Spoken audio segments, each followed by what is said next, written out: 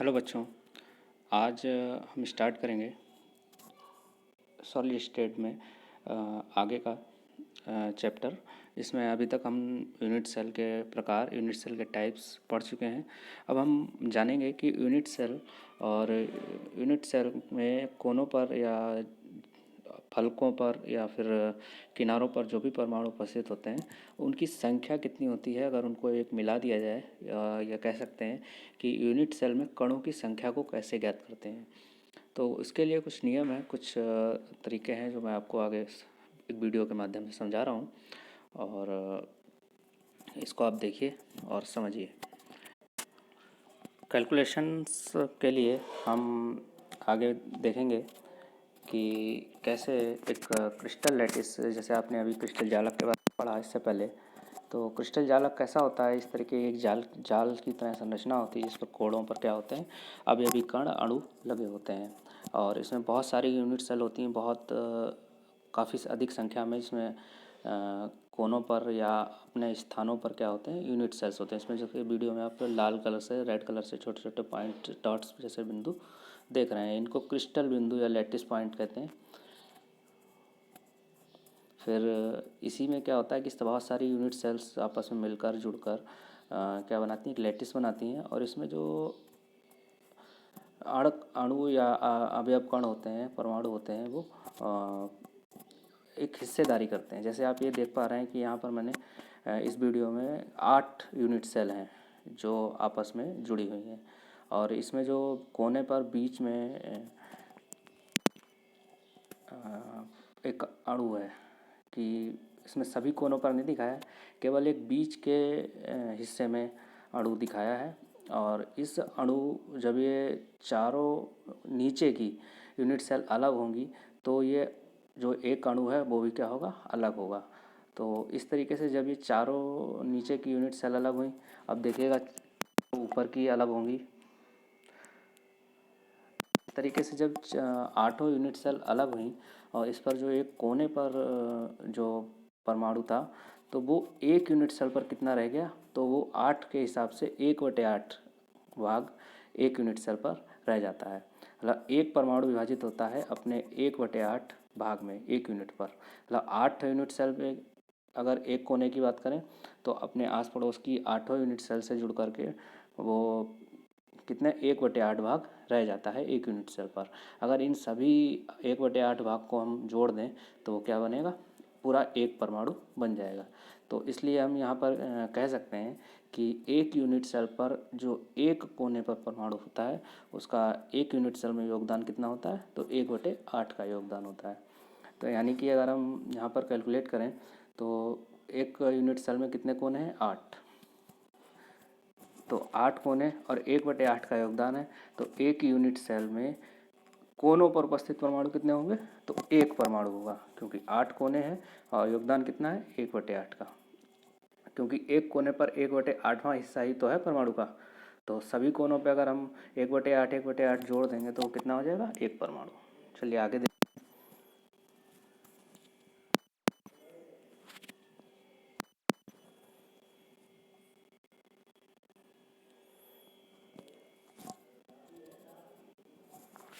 ऐसे ही देखिए, ये फलक के बीच में है परमाणु। फलक के बीच में अगर परमाणु स्थित है तो उसका कितना योगदान होता है, ये तो अभी हमने इससे पहले बात की। जो कोने पर उपस्थित थे, कोने पर उपस्थिति उनका योगदान कितना था, 1/8 का। तो फलक पर उपस्थित है तो फलक में कितना होगा, आधा आधा डिवाइड हो जाएगा, हाफ हाफ। तो आधा डिवाइड देखिए आगे आप, तो कितना 1/2 का योगदान होगा उसका, आधा एक फलक पे, आधा दूसरे फलक पर। तो इस तरीके से इसका योगदान कितना होगा, 1/2 का। तो फलक केंद्रित में कितना होगा, 1/2 का योगदान, और साधारण और सिंपल में कितना होगा, 1/8 का योगदान। ऐसे ही अंतः केंद्र की बात करें, अंतः केंद्रित यूनिट सेल, तो अंतः केंद्रित यूनिट में बीच में ही होता है एक मिडिल में, और वो पूरा का पूरा अंतः केंद्र में होता है। इसलिए अगर कहेंगे तो वो कितने का योगदान होता है, काय केंद्रित में या बॉडी सेंटर्ड एटम में, यूनिट सेल में, तो एक परमाणु पूरा उपस्थित होता है, इसलिए उसमें परमाणु संख्या कितनी होती है, एक। योगदान कितने का होता है, पूरा एक का। काय केंद्रित में, अंतः केंद्र में पूरा का पूरा परमाणु उपस्थित होने के कारण उसका कंट्रीब्यूशन, योगदान कितना होगा, एक का। ऐसे ही एज सेंटर्ड या इंड सेंटर्ड जो होते हैं उसमें क्या होते हैं, किनारों पर उपस्थित परमाणु होते हैं, और किनारों पर जो उपस्थित होगा तो वो 4 यूनिट सेल को आपस में जोड़ेगा और 4 भागों में विभाजित होगा, इसलिए वो क्या होगा, 1/4 भाग का योगदान देगा एक यूनिट सेल में।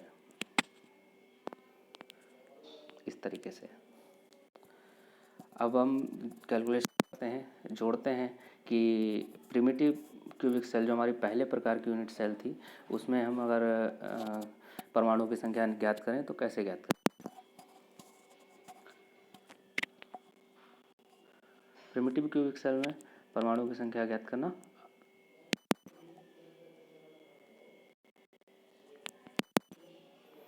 ये देखिए एक सिंपल क्यूबिक यूनिट सेल है, सरल क्यूबिक सेल, इसमें क्या होंगे 8 कोने होंगे, 8 कोनों में क्या होगा, एक एक परमाणु होगा, लेकिन उनकी हिस्सेदारी कितनी होगी, तो वो एक वीडियो के माध्यम से आप देखिए कि कितने 8 कोने, 8 परमाणु या 8 अणु, उनका योगदान कितना है 1/8 का। किस प्रकार से, तो वीडियो के माध्यम से आप समझ गए होंगे कि अब ये सारे परमाणुओं को 1/8 हिस्सों को अगर मिला दिया जाए तो वो क्या करेंगे, एक परमाणु बनाएंगे। यानी कि जो सरल यूनिट सेल होती है, सरल घनीय कोशिका होती है, उसमें नंबर ऑफ एटम ज्ञात करेंगे तो कैसे ज्ञात करेंगे, नीचे आप पट्टी में देख पा रहे हैं कि number of atom in 1 simple cubic unit cell कैसे ज्ञात करेंगे, 8 कोने हो गए, 8 क्या है कोनों की संख्या, इंटू 1/8, 1/8 क्या है जो हमारे परमाणु है उनका योगदान, अब बराबर क्या होगा एक एटम। यानी कि सभी 1/8 परमाणुओं, अणुओं या आयनों को मिला दें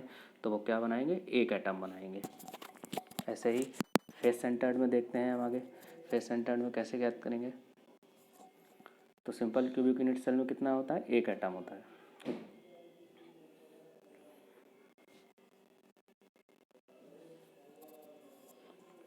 बॉडी सेंटर्ड में देखते हैं काय केंद्रित, काय केंद्रित में आप जानते हैं कि सभी कोनों पर परमाणु उपस्थित होते हैं, और कोनों के साथ कहाँ उपस्थित होता है, एक केंद्र में स्थित होता है। तो कोनों का आपने अभी देखा ही थोड़ी देर पहले कि कोनों पर उपस्थित होता है, उनका योगदान कितना होता है 1/8 का, और एक बीच में यानी कि 1/8, देखिए इस तरीके से 1/8 1/8 1/8 जोड़ करके क्या बनाएगा, एक परमाणु। और एक बीच में होता है, तो एक बीच में होता है तो एक तो वो जो कोनों पर उपस्थित है उनका एक, और एक बीच का, यानी कि बॉडी सेंटर में काय केंद्रित में कितने परमाणु उपस्थित होगा, 2। इस तरीके से आपको समझ में आ रहा होगा काफ़ी अच्छे से।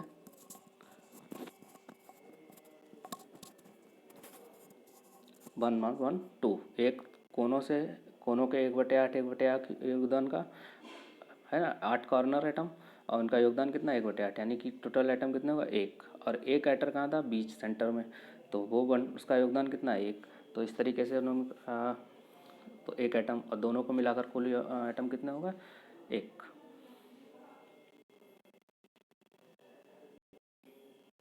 इन फेस सेंटर्ड फलक केंद्रित यूनिट सेल में कैसे आप परमाणुओं की संख्या ज्ञात करेंगे, तो फलक केंद्रित में आप देखिए कितने होते हैं, फलक केंद्र में सभी कोनों पर परमाणु उपस्थित होते हैं, और साथ ही साथ में कहाँ होते हैं, चार, सभी 6 फलकों पर परमाणु उपस्थित होते हैं। तो सभी आप इससे पहले भी ज्ञात कर चुके हैं कि कोनों पर उपस्थित होते हैं, उनका कितना योगदान होता है 1/8 का। तो 1/8 के हिसाब से वो कितने परमाणु बनेंगे, एक परमाणु। देखिए इस तरीके से 1/8 जुड़ रहे हैं, 1/8 जुड़ करके क्या बनाया उन्होंने, एक परमाणु। अब फलक पर योगदान कितना है 1/2 का, तो 1/2 का योगदान है, और फलक कितने हैं 6, तो कितने आपस में बनाएंगे भाई 1/2, 1/2 का योगदान, और फलक कितने हैं 6, तो यानी कितने परमाणु बनाएंगे 3। हाँ, तो इस तरीके से टोटल परमाणु कितने हो गए, 3 हो गए फलकों के, और एक कहाँ का हो गया, कोने का, कॉर्नर का, तो यानी कुल परमाणु की संख्या कितनी हो गई 4।